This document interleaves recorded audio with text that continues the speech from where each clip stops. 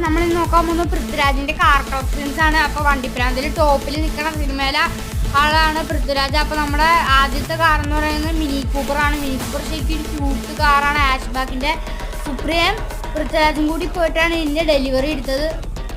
Guys അപ്പോൾ അടുത്തൊരു car ഏതെന്ന് വെച്ചിട്ടുണ്ടെങ്കിൽ BMW 7 സീരീസ് ആണ്. ഡീറ്റെയിൽ ബെഞ്ചിനാണ് വരുന്നത്. അപ്പോൾ ഇതിന്റെ വില വരുന്നത് 2.5 കോടിക്ക് മേലെയാണ്. അടുത്ത ഒരു കാറെന്ന് വെച്ച് കഴിഞ്ഞാൽ നമ്മുടെ റേഞ്ച് റോവറിന്റെ വോഗാണ്. ഒരു സേഫസ്റ്റ് SUV കാറാണ്. ഇതിന്റെ ഒരു പ്രൈസ് എന്ന് പറയുന്നത് 3 കോടിക്ക് മേലെയാണ്. അപ്പോൾ അടുത്തൊരു മുതൽ ഏതെന്ന് വെച്ചിട്ടുണ്ടെങ്കിൽ ഏതൊരു വണ്ടിപ്രാന്തന്റെയും സ്വപ്ന വാഹനമായ G-Wagon. ഇതിന്റെ വില വരുന്നത് 4 കോടിക്ക് മേലെയാണ്. ഒരു അഡാർ മുതലാണ്. ഗൈസ് അപ്പോൾ അടുത്ത കാർ എന്ന് വെച്ചിട്ടുണ്ടെങ്കിൽ ലംബോർഗിനി ഹൊറാക്കൻ ആയിരുന്നു. പക്ഷെ അത് കേരളത്തിലെ റോഡുകളിൽ കൊണ്ട് നടക്കാൻ ബുദ്ധിമുട്ടായത് കാരണം ലംബോർഗിനി ഉറൂസിലേക്ക് മാറി. 4 കോടിയാണ് ഇതിന്റെ വില.